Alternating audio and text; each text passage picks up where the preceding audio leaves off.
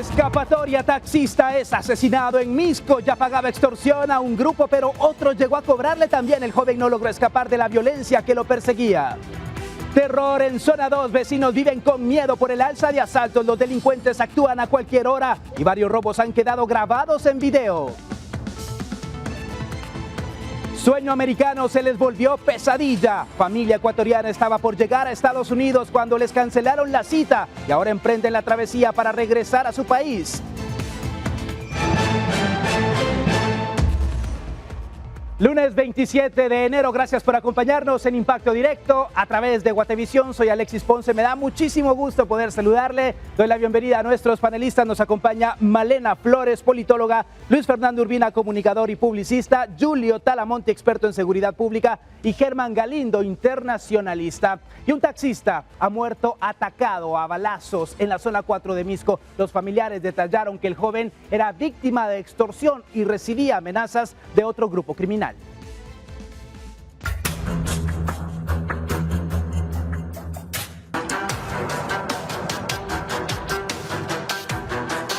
Luzvin Estuardo Soto Roque, de 31 años, fue atacado a balazos este lunes cuando empezaba su jornada como conductor de un taxi no registrado. Al joven le dispararon en la 0 Avenida y 6ª Calle de la colonia Montserrat 1 de la zona 4 de Misco.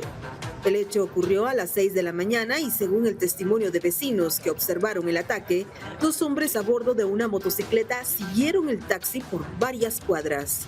Familiares que llegaron hasta el lugar del ataque relataron que Soto Roque ya pagaba extorsión y que en las últimas semanas habían surgido amenazas de otro grupo criminal, por lo que se presume que fueron ellos quienes cometieron el asesinato. Además, el taxi no portaba la calcomanía que estos delincuentes han optado por colocar en los vehículos que están al día con el pago de la exacción. La modalidad de marcar los vehículos del transporte colectivo no es nueva, ya que hace 8 años, en 2017, se registraron varios ataques contra autobuses y taxis que no estaban señalizados con una calcomanía o marcados con tinta blanca para zapatos. Las autoridades han informado que estos ataques estarían a cargo de miembros del barrio 18 que buscan ganar territorio e indicaron que se encuentran trabajando para desmantelar a esta red criminal que atemoriza a los vecinos. Con imágenes de Carlos Ochoa, reportó para Impacto Directo, Lourdes Arana. Un hombre de 31 años, víctima de la violencia. Aquí lo irónico es que ya pagaba la extorsión a un grupo de delincuentes, pero vino otro que estaba descontento, Malena, porque no les había pagado y terminan con su vida. Exactamente, creo que es una situación muy triste que varias personas en el país son víctimas de extorsiones y todos como guatemaltecos creo que sabemos lo que se siente vivir con miedo, ¿verdad? En nuestro día a día es como ya el pan de cada día de los guatemaltecos y las guatemaltecas y es una pena verdaderamente que esta vida se haya perdido, sobre todo porque el mensaje es, aunque pagues la extorsión, igual pues tu vida corre peligro, ¿verdad? ¿Y cómo hacer para que el dinero alcance, Luis Fernando? Bueno, la verdad es que no hay bolsillo que alcance con 2, 3 grupos de extorsionistas.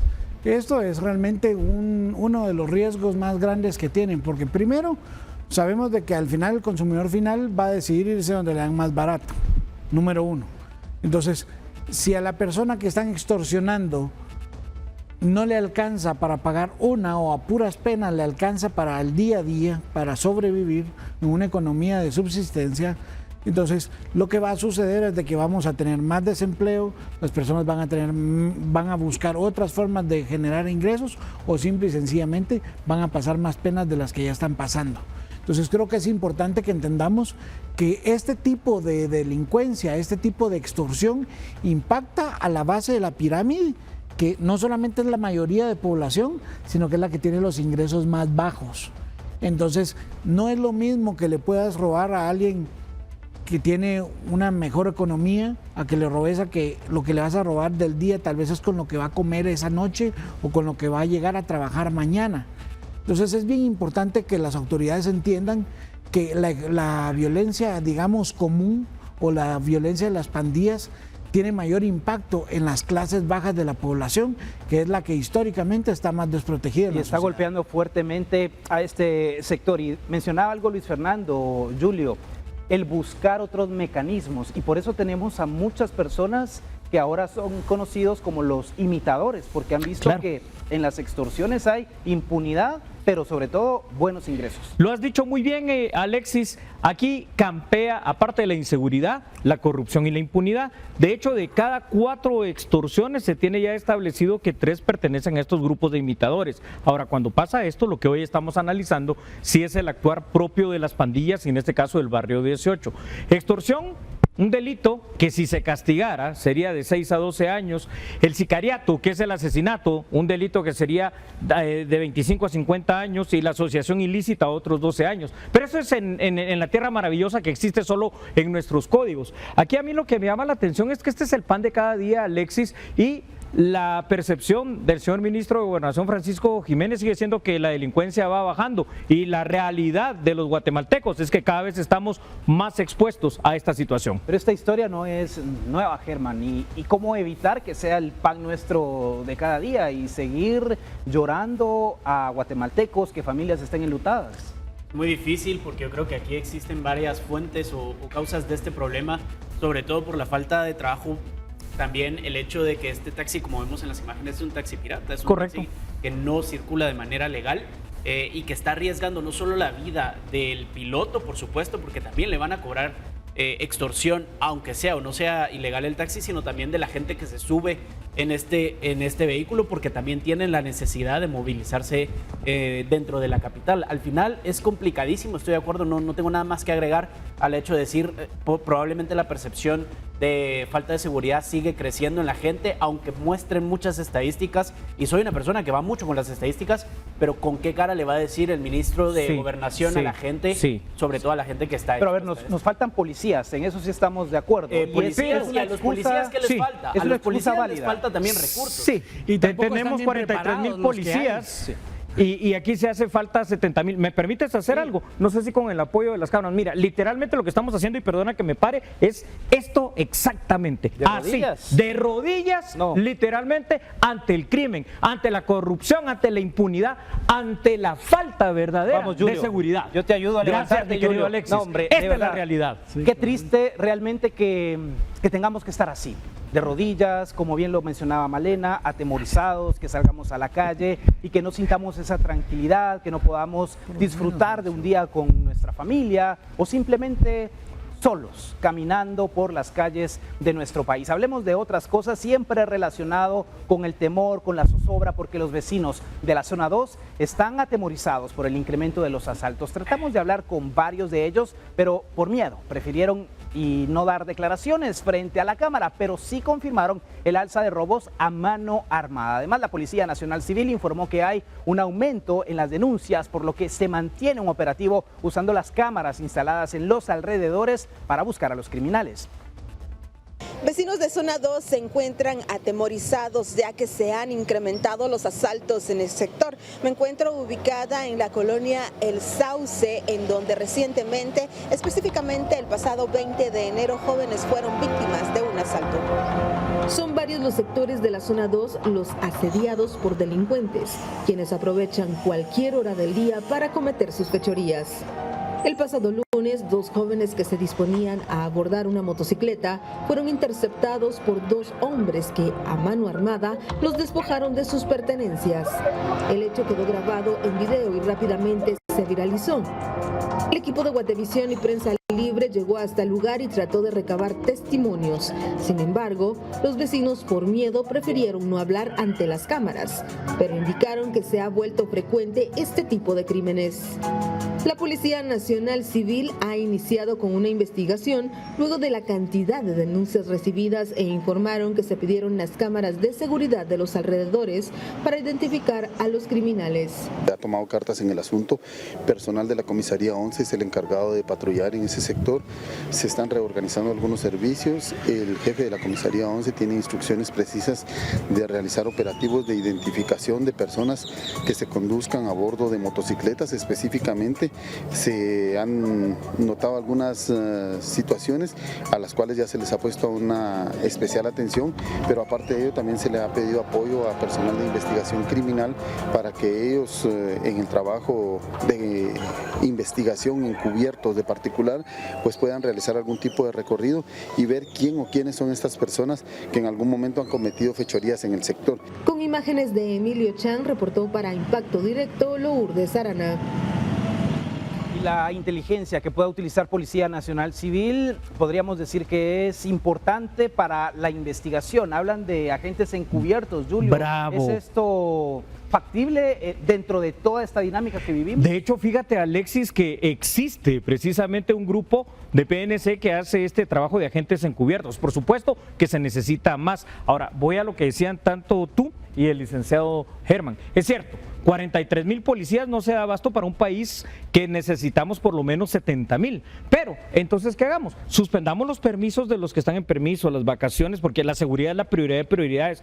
Y a todos aquellos que están en cuestiones administrativas, cuidando personas, etcétera, saquémoslos a la calle. Ese plan cuadrante que ya está, que se mire que hay patrullajes para evitar esto en prevención, te digo, por ejemplo, que estén ahí policías desde a pie en patrullas, los lobos grill, ¿verdad? Todos estos grupos fuertes de la PNC como Hogar, el grupo de acción rápida, saquémoslos a la calle, porque ¿de qué nos sirve? Y replantearnos también una cuestión, si temporalmente no se necesita el apoyo del ejército para la situación preventiva de que vean los delincuentes de que hay alguien que efectivamente quiere ejercer el tema de la seguridad. Justo me quitaste la idea de la mente y te la comparto, Germán.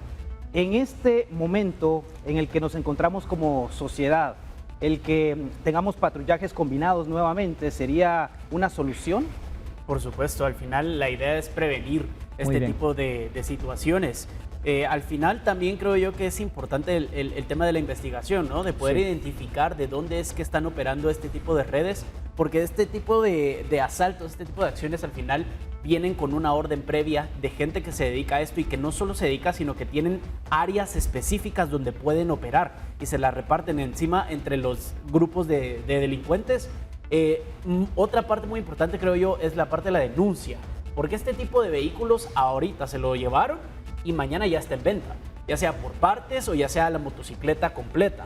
Es importante denunciar, creo yo también, sobre todo tener la papelería correcta del vehículo para poder darla y que en el momento en el que se esté comprando, claro, es muy poco probable, pero que la gente que la vaya a comprar pida los papeles y pida el número, pueda aparecer como un vehículo robado.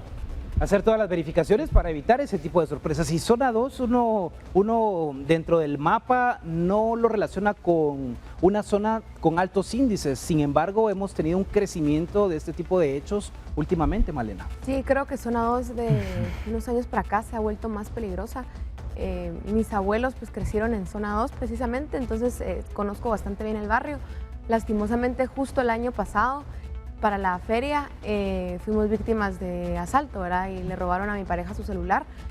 Y sí comentaban los vecinos que han habido varios asaltos, que los carros ya no se pueden dejar afuera. En la época de mis abuelos y cuando nosotros estábamos ahí, la gente dejaba sus carros afuera en la calle, salían a caminar, uno podía esperar al bus afuera, o sea, habían, y no estoy hablando hace 100 años, estoy hablando hace 20, porque estoy muy joven, pero hace 5 cuando estaba en el colegio. Pero el punto es este, que es una pena que eso esté pasando, porque es un barrio tan bonito, tan histórico, tan lindo, que está céntrico, tiene varias arterias, tal vez por eso también es como un buen punto, porque es difícil también. Es fácil la huida de los delincuentes. Es fácil la huida, pero creo que con este tipo de... He visto últimamente más puntos de control y creo que eso es beneficioso para todos los ciudadanos, ¿verdad? Y creo que es sano. Eso que menciona Malena, Luis Fernando, porque los abuelos cuentan de que dejaban las llaves, la puerta abierta, que llegaba el vecino y tocaba y le decía, dejó ahí sus llaves, tenga cuidado, pero ahora se meten los ladrones. Bueno, la verdad de que los ladrones y los delincuentes siempre están buscando a las personas que están desprevenidas. Y si lo vemos en el video, los jóvenes que estaban en esa moto ni siquiera habían prestado atención de que iban sobre ellos. Entonces creo que la sociedad debe entender que no vivimos en el país de las maravillas y también debe entender de que debemos estar atentos de nuestro entorno. Número 1, consejo como ciudadano. Número 2, pues es impensable que cada vez lugares que aparentaban o eran un poco más seguros estén empezando a tener este problema. ¿Por qué es? Porque hay vacío de poder. Entonces no solamente hacen falta 30,000 agentes, sino los que están mal preparados. Y eso es evidente. Ahora, en los gobiernos anteriores, cuando se tuvo al ejército patrullando y se hacía un sondeo de opinión de por qué la población se sentía más segura teniendo al ejército trabajando con la policía, decían, bueno, es que el ejército nos da más seguridad. Entonces, la perspectiva de función del ejército o la credibilidad que tiene la institución es una de las más altas del país. Entonces, eso ayuda a mejorar la percepción de seguridad.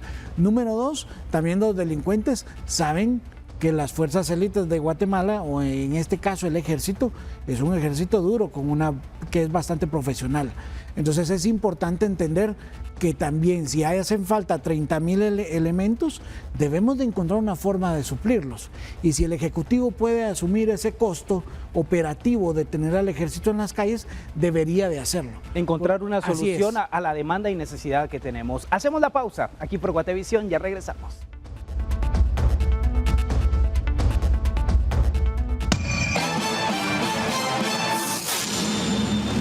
Hablemos de otras cosas, y es que pasajeros de un bus de transporte público vivieron momentos de terror cuando fueron asaltados por un grupo de al menos 5 hombres que despojaron de sus pertenencias a los usuarios. Las cámaras de seguridad dentro del transporte muestran que los hombres entraron al bus con completa normalidad. Pagaron su pasaje y tras unos minutos comenzaron a asaltar. Todo era coordinado por un hombre de gorra a rayas. Él daba las indicaciones a los otros sujetos que estaban entre los asientos, quitando mochilas, celulares e insultando a las personas. Testigos indican que eran amenazados con armas de fuego. Este hecho ocurrió en la zona 5 y es fácil, pagan el pasaje y luego otra vez reciben el dinero de regreso, Julio. Y con ganancia. Qué lamentable, ¿verdad, Alexis? Tenemos que entender algo que yo creo que nuestras autoridades de seguridad no lo han entendido. Número 1, el hecho de que estamos en una guerra, esta es una guerra de 4ª generación, se le llama precisamente en seguridad, es una guerra asimétrica en la cual las amenazas ya no son otro ejército, sino que son las maras, por ejemplo, la delincuencia organizada, etcétera, etcétera. Y estamos sin hacer nada, es decir, a ver, cuando nosotros permitimos que pase lo contrario a la teoría de las ventanas rotas, una teoría vieja también en seguridad que aplicó, por ejemplo, en su momento Rudolf Giuliani en la época de los 90s allá en Nueva York para rescatar lo que es la no presencia del Estado y de la seguridad, bueno, pues eso hay que hacer, lo que te decía. ¿Por qué no montar operativos con esas unidades de los Lobos Grill, que significa Grupo de Reacción, los Lobos, precisamente, para ir patrullando en todas las rutas, que hayan policías en la ciudad, que se suban unos cuantos segundos? Miren, agentes encubiertos, ¿va todo bien aquí? ¿Hay algo que tengan que decir? Un par de agentes, cosas que podamos prevenir, pero no hacemos nada. Entonces, lamentablemente, seguimos así, viendo esto día con día. De brazos cruzados. Y debido a las medidas migratorias que está tomando el gobierno de los Estados Unidos, la Casa del Migrante en Guatemala le está brindando asilo a las personas deportadas y a los migrantes en tránsito que buscan la posibilidad de retornar a su país. Debido a la situación, hoy conoceremos la historia de una familia de ecuatorianos que, estando muy cerca de llegar a los Estados Unidos, se vieron obligados a emprender el regreso a su país. El reflejo del efecto Trump ya se percibe en Guatemala. Uno ya tenía planes, no sé, ya dijimos, ya estamos un pie dentro, y el momento que llegó el correo de que ya nos habían cancelado la cita fue como un balde de agua fría, de que se fue todo abajo. Así fue como a esta familia se le truncaron los sueños cuando se enteraron de que la cita para ingresar con una visa temporal a los Estados Unidos a través de la aplicación CBP One había sido cancelada. Se trata de 14 ecuatorianos que tras la noticia decidieron retornar a su país desde Tapachula, en México. Todas las personas decían, lleguemos a Tapachula, pedimos la cita y para Dios mediante poder pasar para el otro lado. Pero llegamos a Tapachula y hicimos la cita, estuvimos esperando y estuvimos 2 meses en Tapachula. Pero ahora sí, como le digo, nos estamos regresando vuelta para nuestro país porque ya no pudimos entrar. ¿Cuándo fue que se dieron cuenta ustedes que ya les habían cancelado la cita? El 20 de enero, a pocas horas de que se posesionó el presidente, ya nos cancelaron la cita. ¿Ya? ¿Qué sueños tenían ustedes allá? ¿Cuáles eran esos planes que pues ahora ya no se pueden realizar? Bueno, en sí nosotros deseamos darles un mejor estudio para nuestros hijos, tal vez llegar a construir una casita, en primer lugar pagar las deudas que veníamos haciendo, porque no es que venimos con dinero propio nuestro, sino endeudándonos. A ellos los encontramos a pocos minutos de ingresar a la Casa del Migrante en Guatemala, en donde buscan ayuda para volver rápidamente a su país. Ismael también es parte de la familia y tiene 30 años. Ahora siente que volverá con las manos vacías a Ecuador. Lo que es mi empleo, yo sí trabajo de la construcción. Y ahorita me toca dedicarme a lo mismo que sabía, trabajar en la construcción y trabajar para tratar de librarme de todas las deudas y darle un futuro más mejor a mi hijo, ya que no se pudo allá en otro país. En esta familia viajan 7 adultos y 7 menores de edad que mientras ingresaban a la Casa del Migrante nos comentaron que todos son originarios de Quito y que a pesar de que están por retornar a su país, no descartan volverlo a intentar en unos meses. En este lugar también se tiene habilitado el albergue a los guatemaltecos deportados que no tienen a dónde ir. Esos hermanos nos preocupan mucho porque tienen prácticamente toda una vida en Estados Unidos. Fíjese que algunos de ellos son extranjeros en su propia patria. O sea, llegan aquí y no tienen documentos guatemaltecos y sin embargo nacieron aquí. Pero se lo llevaron desde pequeños, hicieron una vida, tienen familia ya, bienes, trabajo, profesión, todo lo que tienen ahí y tuvieron que dejarlo de un día para otro. Además de las deportaciones, otro fenómeno que es bastante evidente es la disminución de migrantes en las calles del país. Y es que ahora los lugares más frecuentados por migrantes en nuestro país, como Centrasur, se encuentran vacíos debido al temor que existe de viajar miles de kilómetros en vano y no lograr el sueño americano. Nosotros sí hemos visto aquí una disminución del flujo migratorio de tránsito en estos últimos, yo diría, meses, porque esto empezó en diciembre a bajar, o sea, que quiere decir antes, ¿no?, de este tipo de... entonces quiere decir que las medidas, si es que hubo alguna medida de restricción, ya empezaron antes de la administración Trump. La disminución de migrantes en tránsito es del 50% desde el último mes del 2024, según la Casa del Migrante. Este año el Instituto Guatemalteco de Migración da cuenta de 3.227 personas retornadas vía aérea y terrestre desde Estados Unidos durante el 2025. Con imágenes de Byron Baiza, para Impacto Directo, Rosemary Ávila. Es una situación sumamente complicada para decenas de familias, no solo guatemaltecos, de otras nacionalidades que tienen ese sueño de encontrar mayores y mejores oportunidades, específicamente en los Estados Unidos. El caso de los ecuatorianos, de la cancelación de su cita, es solo una de muchas historias que se han registrado desde el 20 de enero a la fecha, Malena. Yo creo que es así como tú dices, y creo que van a haber miles de millones más, ¿verdad? Creo que es una situación muy triste, muy dolorosa. Yo en lo personal pues creo en políticas abiertas de migración. Creo que la migración es algo natural del ser humano desde que el mundo es mundo. Pero entiendo que hayan ciertas políticas de países extranjeros que uno pues debe respetar y atenerse, pero también creo en los sueños de estas personas que lo único que quieren es trabajar y no hacerle daño a nadie, sino generar dinero y generar riqueza a la vez en el país al que van y al país del que provienen. Entonces al final pues es una pena realmente lo que está sucediendo. Y de que justos terminen pagando por pecadores, porque los malos ciudadanos de otras nacionalidades que han llegado a Estados Unidos han provocado decisiones como estas que estamos viendo. Bueno, esto es algo bien importante lo que estás mencionando, Alexis, porque habían algunos influencers que se burlaban del gobierno de los Estados Unidos en sus streamings en redes sociales, diciendo que habían llegado y que ahora ya tenían 3 hijos, entonces estaban recibiendo $1,500 por hijo, entonces que ahora ya no necesitaban trabajar, que ahora se podían dedicar a generar contenido. Entonces este tipo de burlas, ¿verdad? Y que este tipo de abusos a las políticas que se tenían vienen a desembocar en políticas como las que el pueblo norteamericano ha pedido que se implementen, porque es importante entender que muchos de los norteamericanos votaron por este tipo de políticas. Entonces es algo que la población de ese país ha pedido a su gobierno que se implemente. Entonces, esto es importante entender. Hay que respetar la soberanía de cada país y respetar las decisiones políticas de un gobierno es parte de ello. Ahora, creo que es importante hacer la reflexión.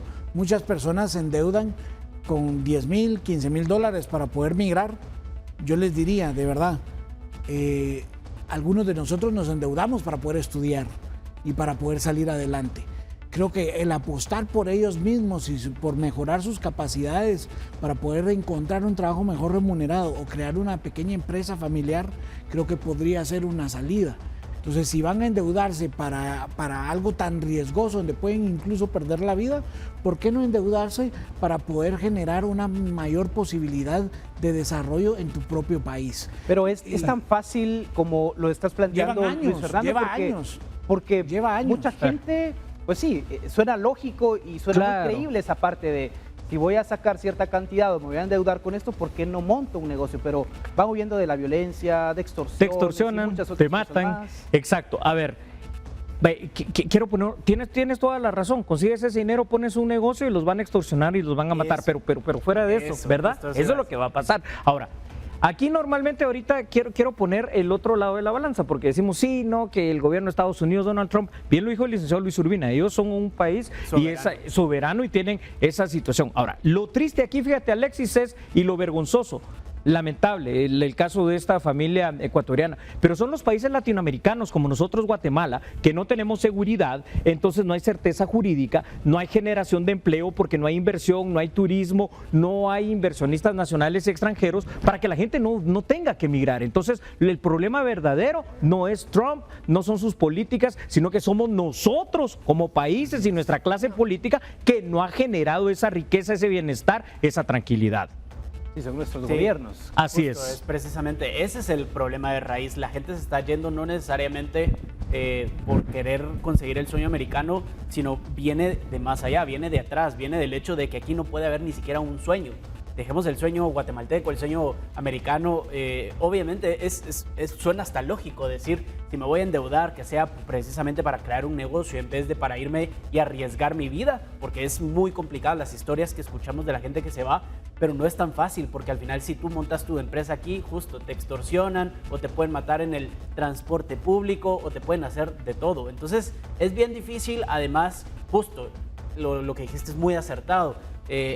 Es precisamente el gobierno y la gente que escogió este gobierno la que está tomando, porque este partido de Trump, o sea, la base de la campaña política era la migración, junto con otras cosas, pero desde hace 8 años viene siendo el tema de migración y que la mayoría desee esto. Obviamente, ahora es un tema bien extenso y lo voy a resumir al final. Cumplir promesas de campaña. Es bien complejo también, porque también estábamos viendo los análisis de cuánto costaría sacar a todos los migrantes de Estados Unidos. Es algo, es un sueño realmente muy complicado, que no se va a poder hacer al 100%. La pregunta tengo no 5 es, segundos, 5 segundos. La pregunta no es si Trump va a cumplir, la pregunta es si aquí en Guatemala estamos listos para recibir a nuestros migrantes. No, el gobierno no estamos preparados. Tenemos que irnos a la pausa. Ya volvemos.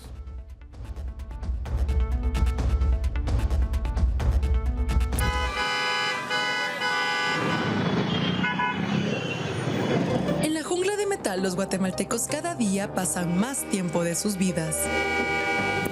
Realidad que impacta de forma negativa en la calidad de vida de los ciudadanos. ¿Cuáles son las rutas más congestionadas y sus efectos en las personas? Rutas caóticas, colapso vial y mental.